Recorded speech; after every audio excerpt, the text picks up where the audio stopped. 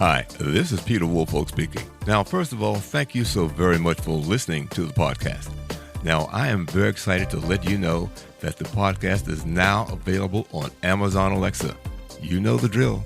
Simply say, Alexa, play Public Relations Review Podcast, and she'll take it from there. And again, thank you for listening. And if you enjoy the program, please become a subscriber. Now, on to the podcast. Welcome. This is the Public Relations Review Podcast, a program to discuss the many facets of public relations with seasoned professionals, educators, authors, and others. Now, here is your host, Peter Woolfolk. Welcome to the Public Relations Review Podcast and to our listeners all across America and around the world. My guest today is Lezli Luneckas-Broomhall, who has over 20 years of combined experience in marketing, public relations, and television news media. She joins us today from Cedar Rapids, Iowa. Lezli is a former news anchor and a reporter who transitioned into public relations and marketing. She is a skilled storyteller, an internationally published journalist, and a strategic thinker who helps organizations make an impact. Lezli has used her skills to help clients influence public policy. This is an area where only a few public relations professionals have the experience to successfully get involved in this particular process. Today, we will be discussing how Lezli helped an Iowa association by mounting a serious challenge to the state legislature on a controversial bill. Now, for sake of transparency, I just want to say that I, too, do have some experience in public policy, having worked as a press secretary on Capitol Hill in Washington, D.C., and in the Clinton administration, and legislation is a big part of those areas. So, Lezli, welcome to the podcast. Hello, it's good to be here. So tell us first how you made the transition from being a TV news journalist and into being a public relations, public policy advocate. All in all, it was a very natural transition for me. I think that, I can tell you for sure, one of the reasons why I wanted to be a reporter and wanted to be involved was because I wanted to make an impact and make a difference in my community, in my state, in my country, and with the people that I knew. And part of that, I felt, was helping people to stay informed. As I made the transition, wanting to make different decisions about my personal life, meaning wanting to be a mother and a wife at that time, I looked at my options, and it made sense for me to make the leap. What I will say is that as a public relations consultant, you're able to have much more impact. For example, you can place stories that are important, that matter, and can affect the people in your area, not just at the one station where I was working as a reporter at that time or as an anchor at that time, but you're able to make impact sometimes all across the state. There are times that we place stories that run in every single market across the state, including some of the newspapers. So now, once you came to that conclusion, how did you decide? How did you go about getting involved in public policy? Well, I went about it a little bit differently than most folks will. I started out by hanging my own shingle. And when I did that, because of my contacts within the media already, because I came from television stations, because I had hung out at press conferences with some of the newspaper reporters and folks. And the other thing is that the world of media, especially if you're looking at the television area, oftentimes you've worked with people that are at different stations in your career, or you know somebody who knows somebody, and you're able to make that connection across the board. Mm-hmm. So in terms of, as I said, public policy issues, I mean, let's say, pick one that you've had some experience with that went the way you wanted it to, and let's talk about the strategies you developed to convince the general public that what you were offering them was the way to go as compared to what the state was putting in front of people. Sure. I'm going to jump back in time a little bit pre-COVID, because I think that's a better example of how we're used to our government running. Mm-hmm. We knew that legislation was going to involve several conservative issues, and we had a majority of conservative or Republican lawmakers in our House, Senate, and in our governor's seat. With that, we knew that a lot of influential Iowa corporations, some powerful insurance companies. Iowa is a big home of insurance companies. We have several here, located right there in the Des Moines metro, where our capital city is as well. There were also large medical establishments, hospital associations, those kinds of things. We knew that they wanted a new law to limit the liability for doctors and facilities that caused harms to their patients. They wanted a cap on medical malpractice. And the Iowa Association of Justice is who I've worked with, and they have attorney members who represent medical malpractice victims. That's part of their practice. And if this law would have passed, it would have seriously hampered their ability to get the compensation that some of their clients needed to just get through the rest of their lives, let alone the damage. So how did you go about formulating a strategy to combat what it was that the state legislature wanted to put forward? Well, I don't want to play down the fact of the work that lobbyists do, because their work directly with the legislators, I think, is very, very important, and those relationships are very important. But we needed a way to get a hold of the message and to get it out to people in Iowa, regular constituents, voters, who would reach out and contact their lawmakers and ask them to vote no on this legislation. So we took an approach to, instead of looking at just those numbers on a page and just what looked like facts, we decided to present the human side of this issue. And we believed that Iowans in general, when they heard about how their neighbors, their friends, people that they knew, people that were like them, how they would have been impacted or could be impacted by something like this, that they would act. So you would put somebody, they could relate to people, I guess, and making it authentic, because now they would be hearing from somebody who would be suffering or had suffered if, in fact, the bill had passed, something along those lines, so that people could relate to who it was that was delivering the message. Is that what I'm hearing? Exactly. We wanted the message to go from Iowans to Iowans. And we didn't want to talk necessarily about the legislation itself. We wanted to talk about the impacts of the legislation on real people and on future accidents that could happen and future medical malpractice and decisions, how these decisions could affect even the person, even you, or not you, you're not in Iowa, but whoever was watching this. We don't know what's going to happen in our future, and we all oftentimes need a doctor. So we kind of framed it up so that it was an everyman approach.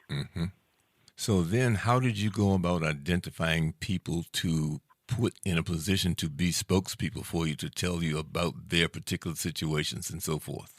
Well, our very best source for that kind of information and for the people that we were looking for were the attorneys themselves that were members of the Iowa Association for Justice. So there was messaging sent out to them. Please share with us our cases that you think would be good examples of how this legislation could negatively affect Iowans, their families, and their communities. And the attorneys came through.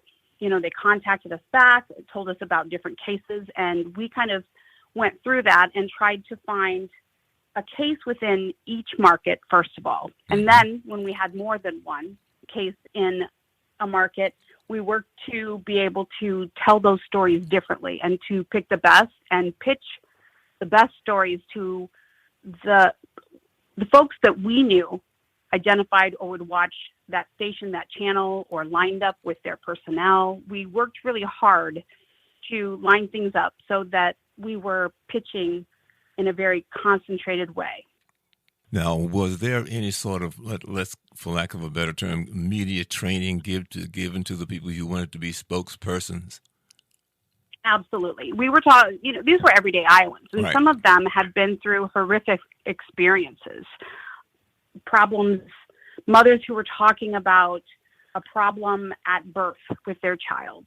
We had a man who was misdiagnosed and not diagnosed with a flesh-eating bacteria and who faces several problems health problems and will be dealing with this for the rest of his life.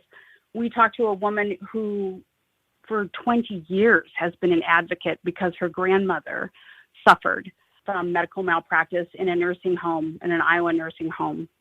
So what we needed to do is to talk to these folks and to get them over any nerves. We want to talk to them and make them very comfortable about talking about their stories. And some of them are because they've already been deposed in their court cases, or they've already worked with their attorneys to be able to discuss their cases. But we also wanted to make sure that they were set up for success and that the story that they were telling was their own and that they felt that they had control rather than the reporter who was talking to them. Mm-hmm.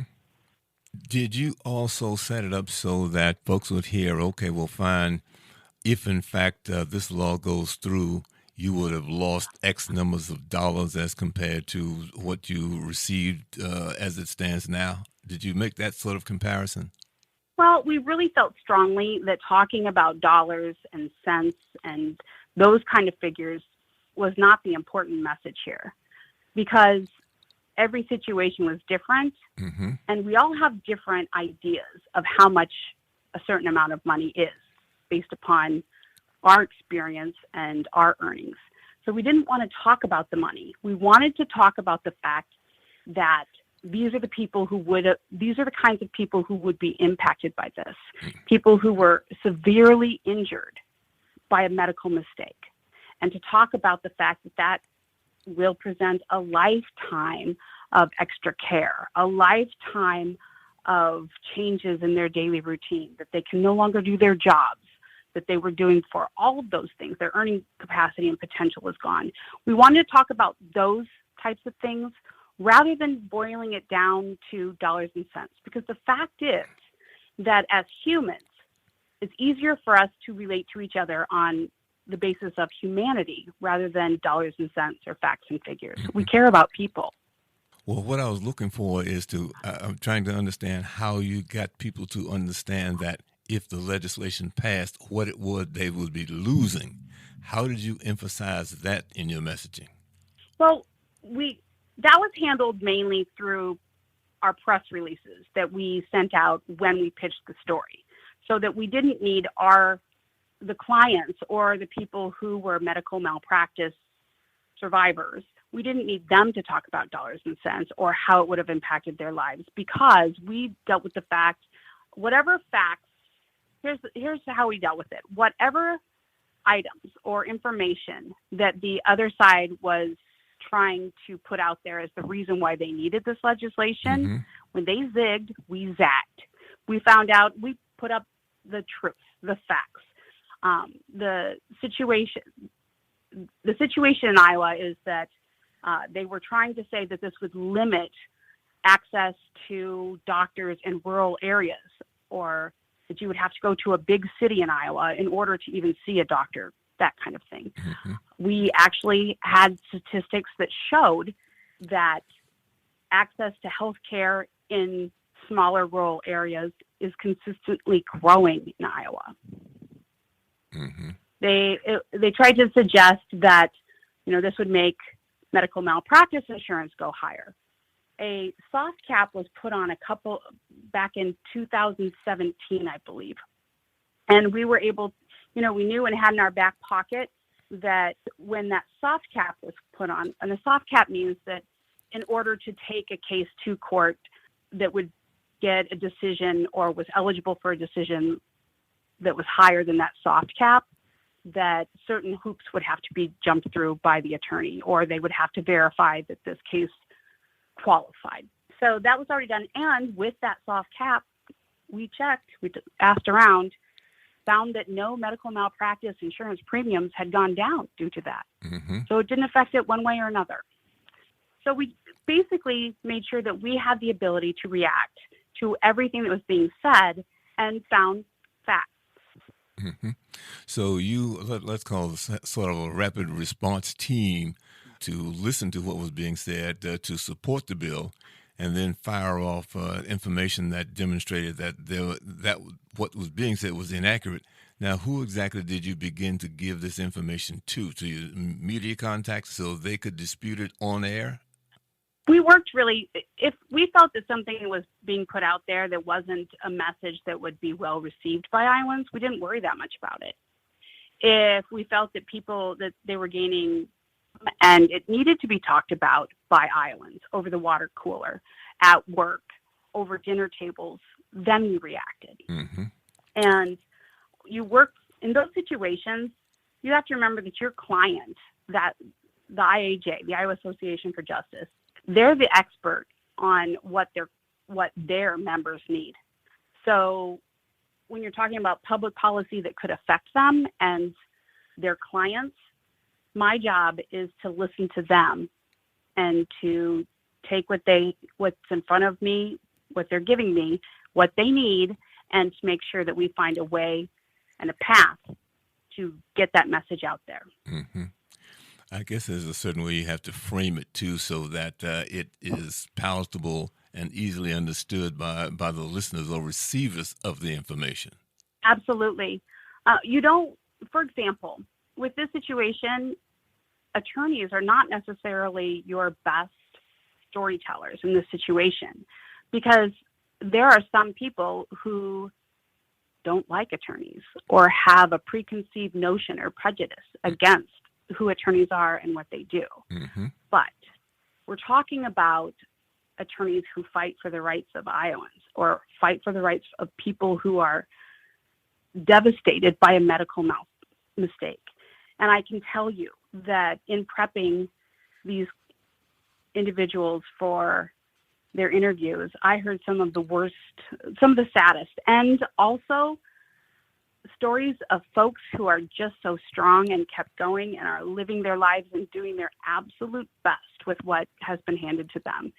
And those inspirational things are the things that I need to make sure get out there and that are translated in a way where that person's story is honored as well as their struggle, and there's a parallel made, not just, oh, wow, look at what this person was able to accomplish or able to do, or how they took on this situation. Not just that, but so that they're relatable. And you and I, or anyone watching it, can say, wow, that matters. I need to be aware of this problem. I need to be aware of this situation, and I need to get involved. I need to make a call. I need to write an email. Mm-hmm. You know, when we were talking earlier, one of the things that you mentioned to me that I thought was really ingenious was that you had enough people so that you did not have the same person telling the same story to TV stations. You had enough that each station or each market could get a different story, so that just the breadth of things could be spread across Iowa. Exactly. And that kind of situation isn't always possible, and it takes a lot more legwork, it takes a lot more planning. When you also don't want necessarily some markets, I can tell you there's one market that if I'm going to place a story on the exact same issue, but we're going to put out different individuals or different subjects of that story to talk about it. There's one market in Iowa that I absolutely want them all to go on the same day. Mm-hmm. But there are other markets where I don't need that to happen, or I absolutely don't want that to happen. So you kind of have to be aware of where you're pitching and how that market, you have to be aware of the television stations. And I'm talking about television specifically because for us, with this particular subject, this was the best place for us to reach out to. Mm-hmm. The ability to show the person in their current physical state, the ability to show photos or old videos of them prior to the medical malpractice, those kinds of things. They mattered, and this particular issue translated best to television. Mm-hmm. That's the other thing you need to think about, is you need to know that you're pitching in the right place. There are sometimes, I have several clients who are attorneys. There are times when you have to be very careful if the story is being talked about on television, because that the time limits that they have in order to tell that story and to get the point across is so tight, and they may not have the time to do the research mm-hmm. that might be needed or to fully understand the legal concepts that are going into it. And that's no fault of the reporter. That's just a time constraint. Whereas if you're working with someone in print, they might have more time or be able to put together something over a series of days rather than just in one day. Now, primarily you went after the news folks to get this out to them. Were there opportunities to have it where they have public affairs shows where they can talk about the particular issue in detail that you were able to access or considered accessing? Yeah, those are out there, and we have those in every market across the state. This was a campaign that we ran pretty much within the legislative period.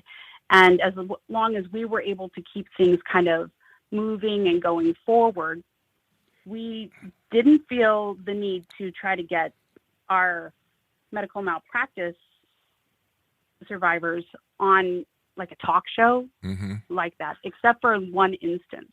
In Des Moines, there's a program where they would give you a longer period of time to talk about it and to talk about the instance.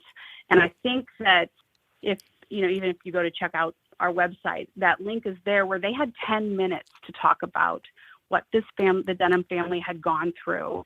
And their attorney was able to talk about the legislation and how it could affect all of us. And, the other thing that comes into this is that we talked about the Seventh Amendment, your right to a trial. And that was part of the messaging as well.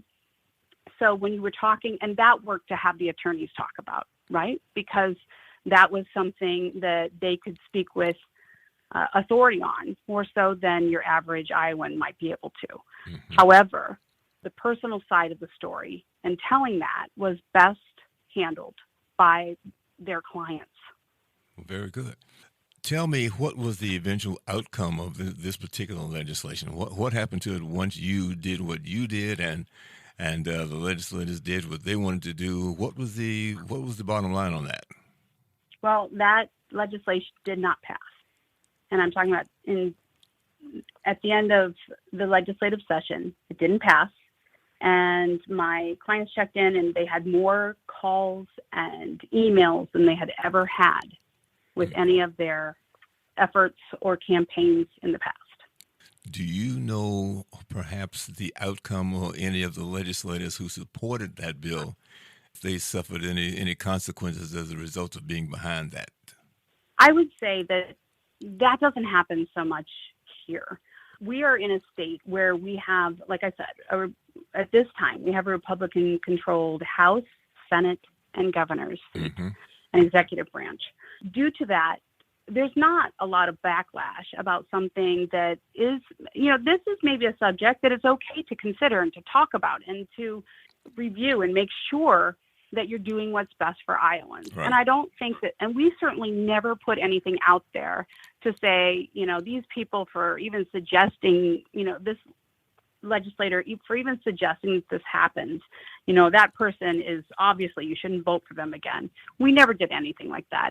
And that is not a situation that we really work to get into because, that dirty politics or the fact that not everybody agrees and taking that situation and trying to make it a negative when you're trying to positively impact legislation, I think is the wrong way to go. Okay, very good. Lezli, you provided us with an awful lot of information. Any sort of closing remarks you'd like to give to the audience? No, I would say that there are a lot of states where it seems that legislation can just get passed through and folks don't know about the laws or the new laws that are coming about until they're impacted by them and what those laws are going to mean and how they are going to affect their future lives. I would say that if you're in a state that seems to be passing things quietly and without a lot of discussion, that you find a way to get involved and you find a way to help the people of your own state, help the folks who need it, who will be impacted by the legislation, to at least be aware that it's happening. And if you're in PR, we have the ability to make an impact. Well, let me add one other thing to that, too. As I said, having worked directly with Congress is that, and probably this works with most legislatures, that elected officials tell you what they want you to hear. Legislation, a lot of times, is several hundreds of pages. What you need to concern yourself with, a lot of times, is what you don't hear. So that is my recommendation for getting involved. Listen to both sides of the story so that you can make the best decision possible. Not only that, but make sure that what you're being told is the whole story. Mm-hmm. Well, that's exactly what I mean. When Right. I find out what is it that's not being told, because as a press secretary, I saw those 400-page bills, and we're only giving you a minuscule amount of information. So there's a lot that you don't know simply because it's too big to give you all at one time. Well, a legislator's goal is to be reelected. Absolutely. Right? and to be able and to get votes the next time that they raise their hand and say, I want this job.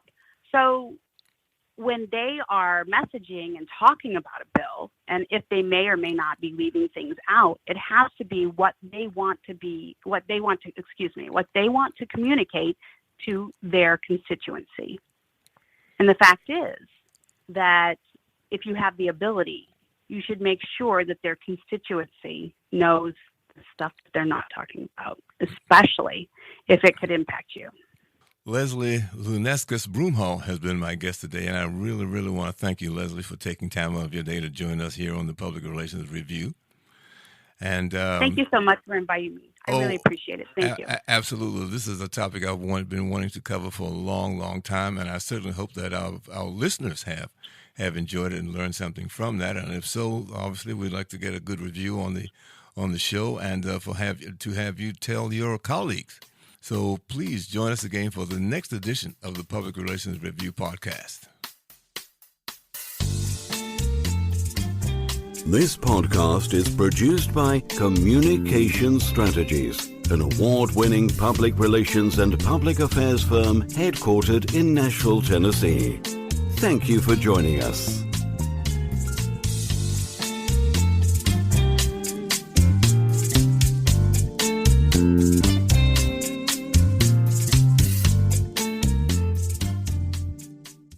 Hello, this is Peter Woolfolk. First, let me say thank you so much for being a listener. Now, I want to alert you to our shiny new podcast website located at podpage.com. However, you can go directly to the podcast site located at publicrelationsreviewpodcast.com. There, you can contact me through email. You can leave a voice message. You can leave a review. You can read an episode blog and frequently learn about the podcast guests. You might also want to suggest podcast topic ideas or even suggest a guest. You can also let me know if you would like to receive our podcast listener logo that you can post on your social media. So I look forward to hearing from you about our new podcast website. Thank you so much for listening to the Public Relations Review podcast, and have a great day.